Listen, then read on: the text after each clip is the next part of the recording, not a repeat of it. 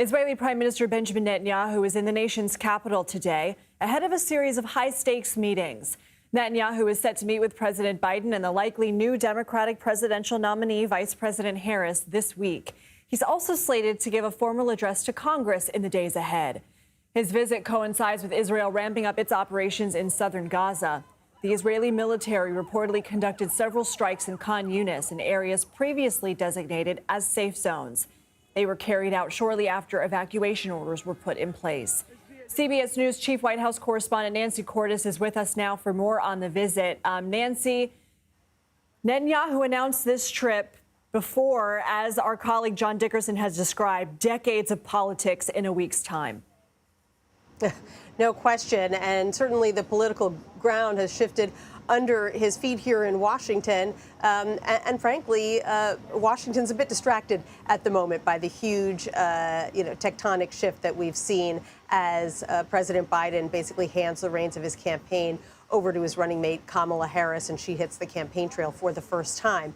And yet President Biden, who has been recovering from COVID at his weekend home in Rehoboth Beach, Delaware, is expected to come back here to the White House this afternoon. So we'll see him for the first time in nearly a week. I anticipate that there will be an outpouring from White House staffers and aides as he arrives, because, after all, when he departed, he was the current and future nominee, and that has now all changed. So it's a bittersweet moment. But we understand that he is going to be sitting down with Prime Minister Netanyahu on Thursday to discuss the latest in the war.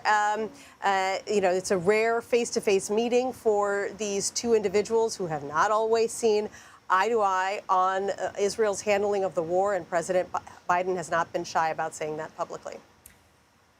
Nancy, what do we know about Netanyahu's meetings with crucial leaders, and is it safe to say he has to hedge his bets a little bit when it comes to American politics?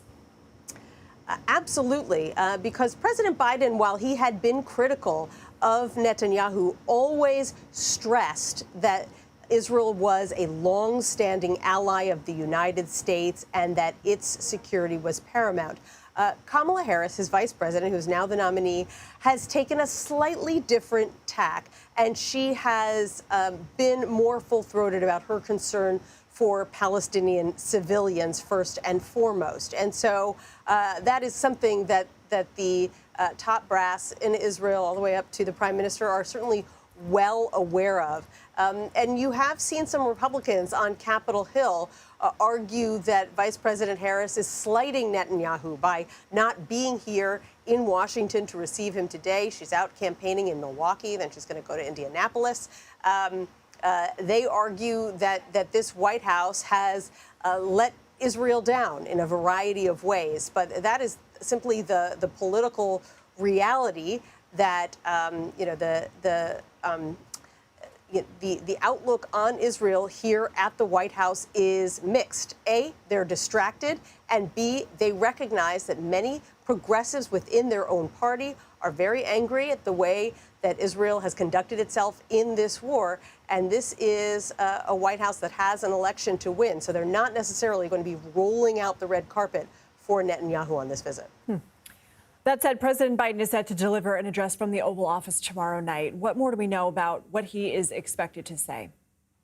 We know that President Biden said a couple of days ago that he wants to address the American people to be able to explain to them in person why he has made this unusual decision to step aside and hand the reins to his vice president. And he also wants to make the case that he's still in charge. He is still president of the United States for the next 6 months, and he is aware that Republicans have argued that perhaps he should step aside from the presidency altogether, and he is looking to put that kind of talk to rest.